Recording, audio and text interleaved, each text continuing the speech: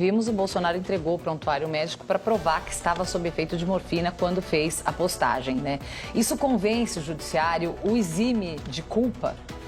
Tem uma fundamentação, a linha de defesa é tentar invocar um pressuposto no Código Penal brasileiro de que ele estaria numa espécie de embriaguez fortuita e completa e que, portanto, seria inimputável, ou seja, não suscetível de responsabilização.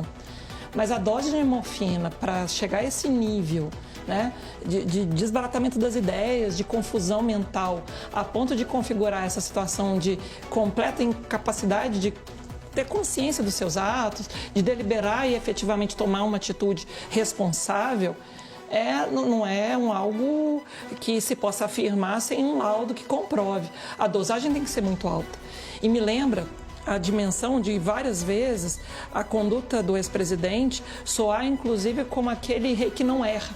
Um rei que, no outro extremo do argumento, não queria ser suscetível de qualquer controle, porque inclusive alterava toda hora a direção da Polícia Federal, alterava toda hora quaisquer cadeias de comando de controle para não chegar a nenhuma repercussão sobre si ou sua família.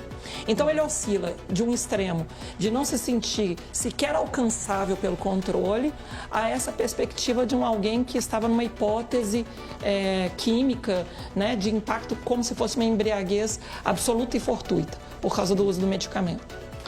Vila, sem Bolsonaro, existiria o fatídico 8 de janeiro?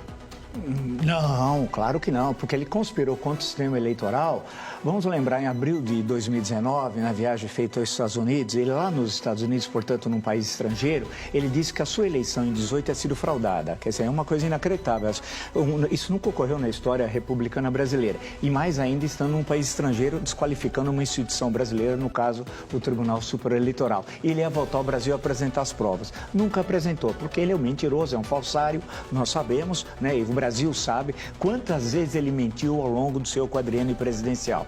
Vamos lembrar depois todas as manifestações golpistas e desmoralizando o sistema eleitoral e atacando, inclusive, ministros do Supremo. Lembrar o 7 de setembro de 2021, Brasília, São Paulo, em São Paulo chamando o ministro, na época, vice-presidente do TSE e depois presidente do TSE, Alexandre de Moraes, de canalha, né? E que não cumpriria nenhuma ordem, nenhuma decisão do ministro. Em suma, era crime de responsabilidade. Se tivesse oposição no Brasil mesmo, no dia 8, no dia seguinte, entraria com processo de impeachment. Mas ele fez aquela carta, recorde-se, a mando do ex-presidente Michel Temer, dizendo que não tinha sido bem entendido, que não era assim, e voltou atrás. Mas continuou conspirando contra o sistema eleitoral dioturnamente a todo momento, a questão do voto impresso, que havia um gabinete secreto, uma sala secreta no TSE, e todos aqueles, ministro Fachin, ministro Barroso e ministro Alexandre de Moraes, todos esses três últimos ministros mostraram à imprensa, a todos, a transparência do processo eleitoral.